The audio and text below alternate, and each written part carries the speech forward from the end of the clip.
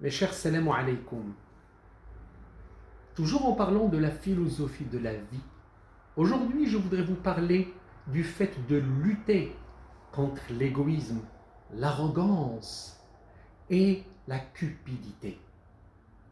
Parmi les missions principales de la vie ici-bas, le fait de se conformer à la volonté divine, celle d'être son vicaire sur terre, c'est-à-dire être au service d'autrui, aider les autres en les soutenant et en les aimant.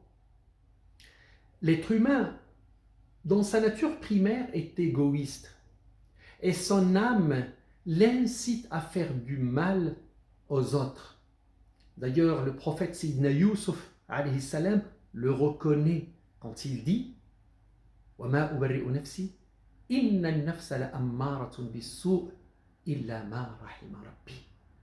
L'âme est vraiment incitatrice au mal, sauf si mon Seigneur, par miséricorde, la préserve. Et c'est pour ça qu'il faut purifier cette âme. Il faut l'élever spirituellement pour que l'être humain ne devienne pas un rebelle ou un tyran. Allah subhanahu wa ta'ala nous prévient dans le Coran quand il dit Kalla inna l'insana la yatgha an ra'ahu istaghna. Tenez-vous bien, l'être humain peut se rebeller, peut devenir tyran, surtout quand il sent qu'il devient puissant ou riche.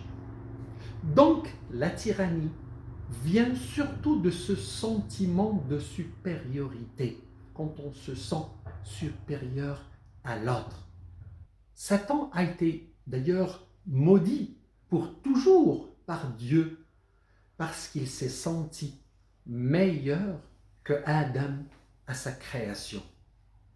Allah subhanahu wa ta'ala nous raconte cette histoire dans le Coran. Et quand il s'adresse à Satan et il dit Ma mana'aka an tasjuda idha martuk qal inni khayrun minhu. Allah lui dit qu'est-ce qui t'empêche de te prosterner quand je te l'ai ordonné? Et là Satan répond je suis meilleur que lui. Mes chers, aujourd'hui la plus grande leçon qu'on peut retenir de cette pandémie, c'est l'humilité, c'est la modestie et surtout lutter contre l'égoïsme, contre l'arrogance, contre la cupidité et la vanité. À très bientôt.